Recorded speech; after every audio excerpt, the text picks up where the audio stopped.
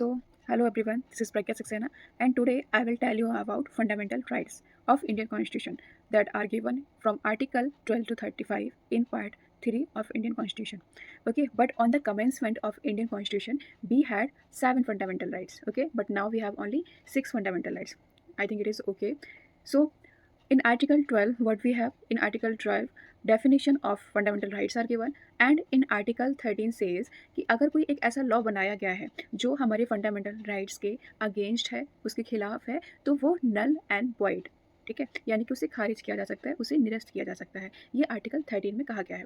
Now comes to article 14 में right to equality यानी कि समानता के अधिकार को बताया गया है।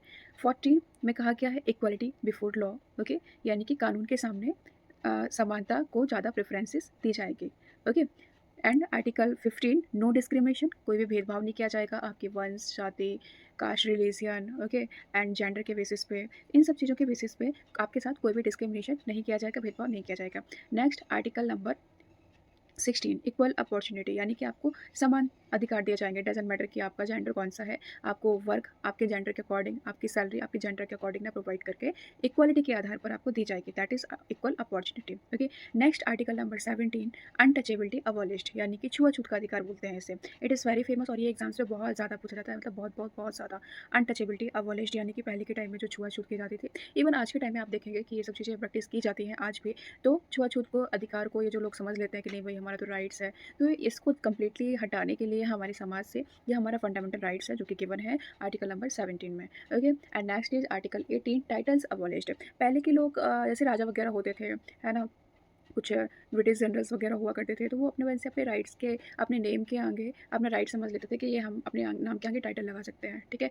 तो अब आपका टाइटल्स का जो अधिकार है नाम रखने का, नाम के आगे रखने का, उसे अबॉलिश कर दिया गया है। So title abolished. So this word article 14 to 18 right to equality, समानता का अधिकार। I hope you got it all.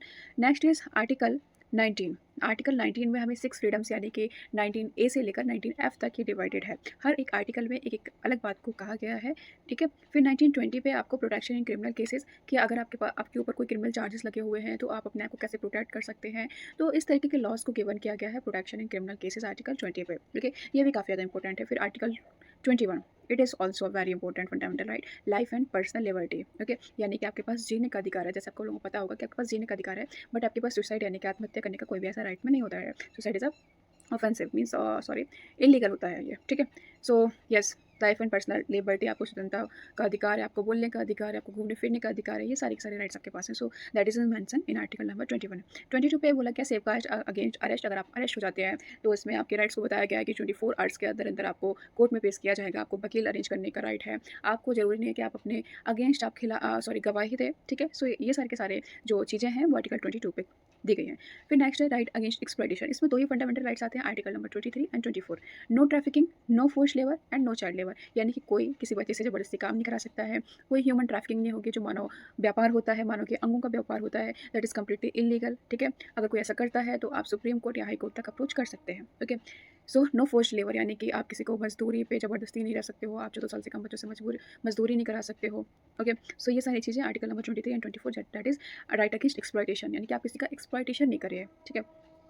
तो ये हमारा हो गया। फ्रीडम ऑफ रिलीजियन है नेक्स्ट आर्टिकल, यानी कि धार्मिक स्वतंत्रता का अधिकार आर्टिकल 25 से 28 के बीच में है। आप किसी भी धर्म को एक्सेप्ट कर सकते हैं, आप किसी धर्म को छोड़ सकते हैं, है ना। प्रोफेस यानी कि उसकी उद्घोषणा कर सकते हो, आप प्रचार प्रसार कर सकते हैं, आप किसी भी रिलीजन के लिए पैसे इकट्ठा कर सकते हो, लेकिन किसी के साथ जबरदस्ती नहीं कर सकते हैं, ठीक है। आप अपने रिलीजन का प्रचार प्रसार कर सकते हैं। तो ये सारी चीज़ें हमारे आर्टिकल नंबर 25 से लेकर 28 में गिवन है, ओके। नेक्स्ट है कल्चरल एंड एजुकेशनल राइट्स, यानी कि सांस्कृतिक एंड शिक्षा का जो अधिकार है वो हमारा किसमें है, आर्टिकल नंबर 29 और 30 पे। प्रोटेक्ट कल्चर, आपको अपने कल्चर को प्रोटेक्ट करने में का पूरा पूरा राइट है। माइनॉरिटी इंस्टीट्यूशंस, यानी कि जो कम संख्या में होते हैं चीज़ें लोग होते हैं, उनको अपना एक एजुकेशनल इंस्टीट्यूशन खोलने का अधिकार है, उसका एडवर्टीजमेंट करने का अधिकार है, वहाँ पे अपने तरीके से प्रोसेस करने का सारा राइट होता है।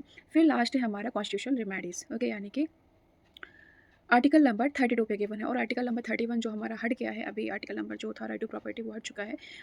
तो वो अब हमारे पास नहीं है, तो वो पहले 31 पे गिवन था, ठीक है? तो इसमें 5 रिट्स गिवन हैं, यानी कि आप उन रिट्स का यूज़ कर सकते हो। वो हमारे सुप्रीम कोर्ट और हाई कोर्ट में दोनों तरीके से यूज़ की गई है। हाई कोर्ट में आर्टिकल 2 टू 6 के अकॉर्डिंग और सुप्रीम कोर्ट में आर्टिकल 32 के अकॉर्डिंग, ठीक है? आप सुप्रीम कोर्ट और हाई कोर्ट जा सकते हैं, ठीक है? आर्टिकल 32 और आर्टिकल 226 का यूज़ करके, ओके? इसको हम heart and soul of Indian constitution भी बोलते हैं, ओके? दिल और आत्मा का अधिकार भी हम इसे बोलते हैं। आई होप आपको समझ में आया होगा, और भी ज़्यादा हम डिटेल में इसको डिस्कस करेंगे बट बाद में, ओके?